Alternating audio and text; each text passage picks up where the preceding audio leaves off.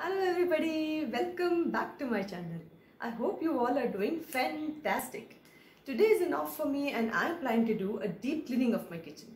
This is generally done by me once a month, and throughout the video I have so many tips and tricks that I've shared that I am sure if in case you follow these tips and tricks on an everyday basis, your kitchen is going to be sparkling clean any day. So let's get started. Basic cleaning rule says you should always start cleaning from top to bottom, and I generally follow top to bottom and left to right cleaning method. This is how my kitchen looks now. It may be looking clean, but I will show you some of the areas which are not cleaned on an everyday basis and hence has collected a lot of dust and grime. As I have lined these cabinets with liners, you can clearly see the amount of dust that is accumulated. This is my chimney which has a lot of oil splatters on it. This is inside some of my drawers.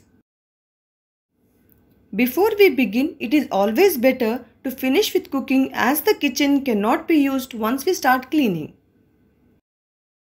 Having cleaning supplies easily accessible and all in one place really helps. Hence I keep all the cleaning items in this caddy.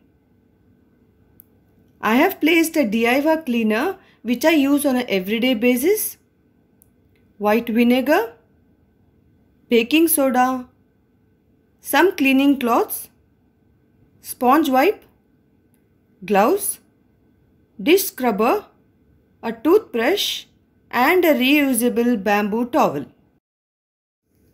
First thing I generally clean are these chimney plates. The grease on these cannot be removed just with dishwashing liquid. So what I do is I open these plates and I soak them in hot water. To help with the cleaning process, I have added 3 teaspoons of baking soda, 3 tablespoons of vinegar and some drops of dishwashing liquid. I am also going to be soaking the gas stove rings or plates in this liquid. Let's let it soak for at least 10 minutes while the cleaning products does the magic. Meanwhile, let's start cleaning the cabinets. To deep clean any cabinets, first let's empty the cabinet. I have used my DIY cleaner to clean this. I have made a separate YouTube shorts which is a video less than a minute on this cleaner. Please see that video in case you are interested to know how to do this DIY cleaner. After cleaning with the DIY cleaner, again I have wiped it with a dry cloth. I have shown cleaning of only one cabinet, but I have repeated this process with all the cabinets.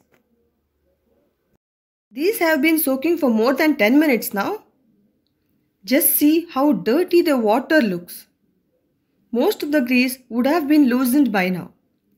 To further clean it, let's make a highly effective degreasing solution with just 2 ingredients. Take a bowl, add 2 teaspoons of baking soda and equal amount of dishwashing liquid. Mix it to make a thick paste like so. Now just apply this on the plates lightly and leave it on for another 5 to 10 minutes.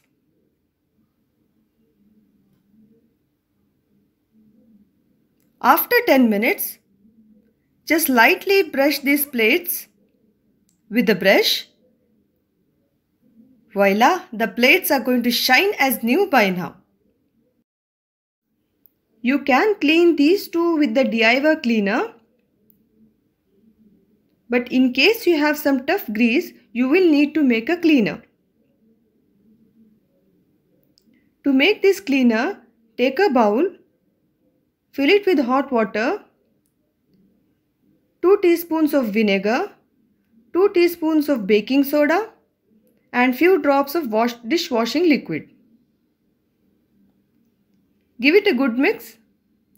Cleaning with this hot solution is going to make it easy and the grease buildup will come off quickly. This is a very effective solution for light grease buildup.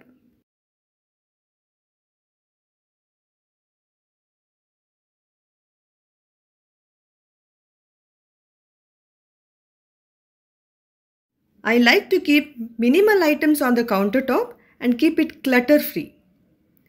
This is how the countertop looks after the top shelf cleaning, and this is exactly the reason why you should always follow top to bottom cleaning rule.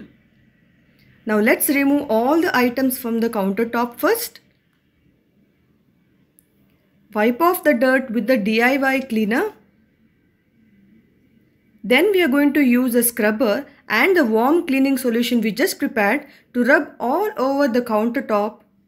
Then again wipe it dry with the sponge wipe and then again with the dry cloth. Remove all the items. I have lined these drawers with old table mats as it is easier to clean. The drawers can be just wiped down with the cloth dipped in warm soapy water. Always finish it with wiping down again with a dry cloth and air drying it for some time.